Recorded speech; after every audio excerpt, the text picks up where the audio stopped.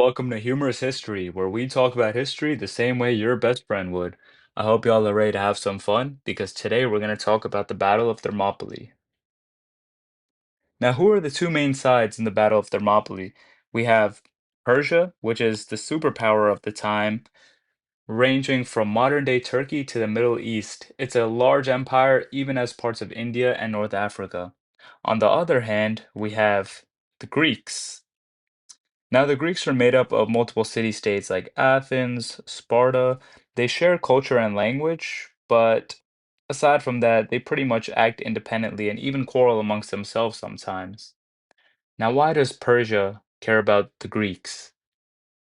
Modern-day Asia Minor, or today's Turkish coast, had many Greek cities under Persian control. Persia wanted the rest of Greece either obedient or neutral, preferably obedient, both to secure its frontier and to punish Athens for earlier interference. Essentially, they wanted the Greeks to be their little bros. On the other hand, the Greeks. Now, why did the Greeks fear Persia? If Persia conquered mainland Greece, the independent city-states would lose their independence, and they would have to send Persians tributes and follow Persian leaders. That was a problem for the Greeks, so they did not want that to happen. What led to the war? One of the sparks was the Ionian Revolt. Now, this happened from 499 BCE to 494.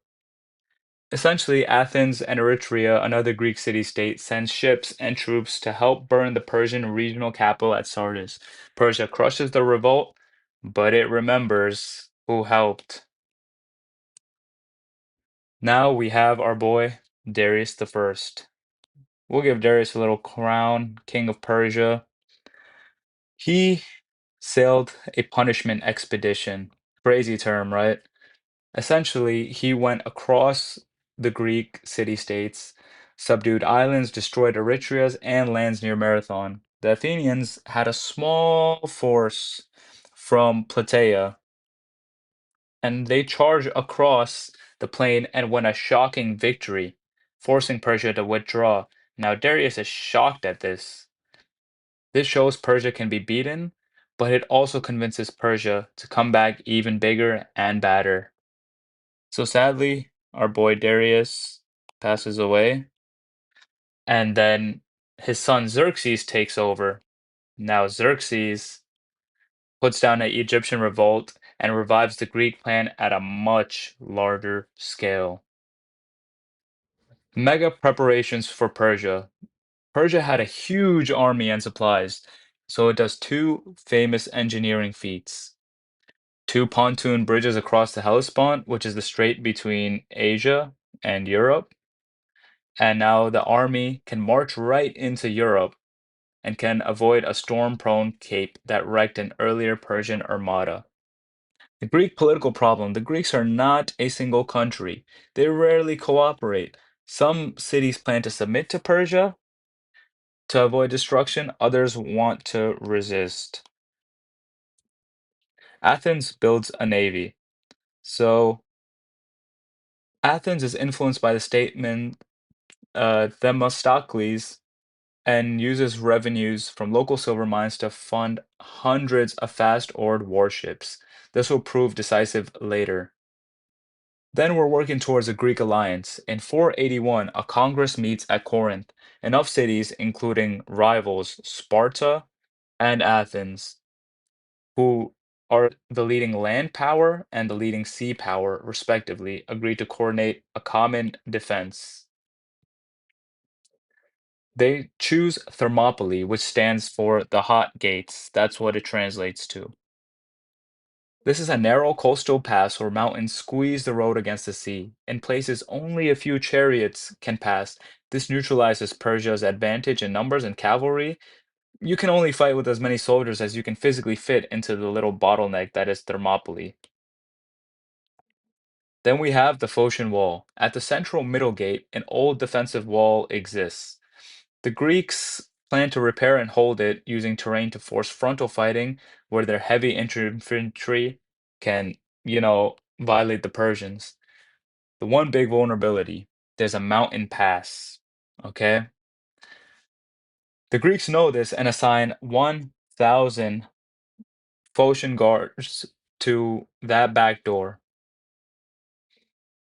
Now, the two choke point plan. The Greeks aim to block on land at Thermopylae while their fleet blocks at sea at nearby Artemisium. If either block holds, the other is safe. If both hold, the Persian army cannot be easily supplied or maneuver. Now, the Persian sides. Xerxes personally leads an army from across the empire, which contains many different people, Medes, Persians, contingents from many regions, and an elite corps called the Immortals. Now, the Immortals, they're not people you want to mess with.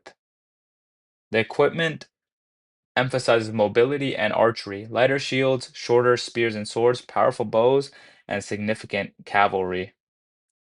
The Greek side, the overall command falls to our boy, King Leonidas. Now, I know many of you have watched 300. It's one of my favorite movies as well. Leonidas commands 300 Spartan hoplites, which are chosen men with living sons so that their generations can live onwards, and gathers allies en route. Eventually, there's 7,000 hoplites from various cities, Thespians, Thebans, Phocians, Loricrans, and others. Now, what is a hoplite? A hoplite is a heavy infantryman with a large round shield, long spear, and a bronze helmet. They have breastplates and greaves as well. They fight shoulder to shoulder in a phalanx. A phalanx is essentially a wall of soldiers with spears and shields. In a narrow terrain, that wall is super effective.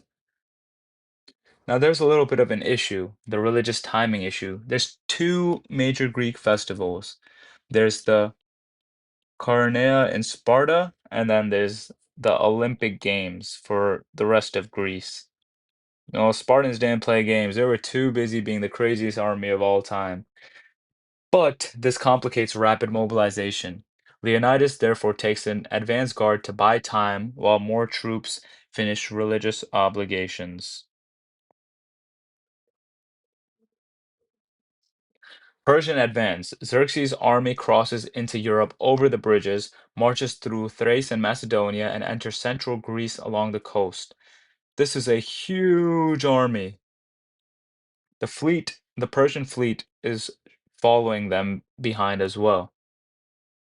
Leonidas positions the main force at the middle gate behind the repaired Phocian wall to prevent a flanking move. The Greek fleet, on the other hand, takes station at Artemisium to contest sea control. Xerxes expects an easy win. He thinks it's going to be a piece in the cake, a little walk in the park. He waits a few days. Now that they don't budge, he orders frontal assaults to break the door. However, the Persians struggle here. The narrow ground forces Persian infantry to attack with limited frontage. Their shorter spears and lighter shields are a disadvantage while charging a dense hoplite phalanx. Now you have to remember, this is a bunch of soldiers moving like a brick wall, shoulder to shoulder. Arrows cannot arch easily over the wall, you know? Persians have a lot of arrows, a lot of soldiers, but they're often caught on shields and helmets. Now, the Greek tactics. Leonidas rotates fresh contingents into the front line to keep men fresh. In some accounts, the Spartans even fake as if they're gonna withdraw to lure pursuers into disorder, and they turn around and kill them in the choke point. The immortals repulsed. Xerxes commits his elite corps to break through. Now, in the confines of the pass, even though they're immortals, they cannot push aside the locked heavy shields and long spears. Day one ends with heavy Persian losses for no gains. Day two of the battle, Xerxes tries again, assuming the small Greek force must be exhausted or low on men. The same geometry, equipment, and discipline produce the same outcome. The line holds. The mortals are not happy about it. Now, Xerxes' dilemma. He can't put his full number into the pass is just too narrow. Prolonging the frontal attacks just feeds more troops into a grinder. Then comes Ephialtes. Hmm. Ephialtes is a local. For a reward, and hoping to be on the winning side, he leads them to it. A selected Persian force led by Hydarnes marches at night over the path to outflank the Greeks. The Phocian pickets on the height detect movement. Accounts mention the sound of rustling leaves and a brief arrow exchange, but Hydarnes bypasses them to descend behind Leonidas and the Phocian wall. Now, we're on day 3 of the battle. Leonidas makes a hard choice, the last stand. Learning the position is turned, Leonidas calls a council.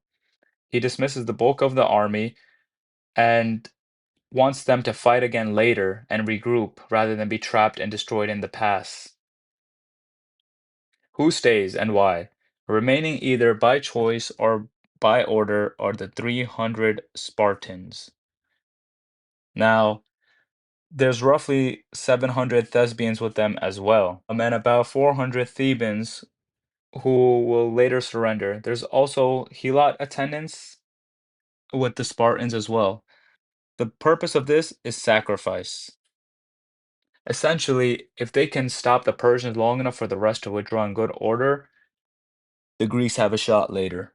So the rear guard surges out from the wall to kill as many Persians as possible before the encirclement tightens. The aggressive push is meant to maximize damage and slow the Persians. Now you have weapons breaking, unfortunately.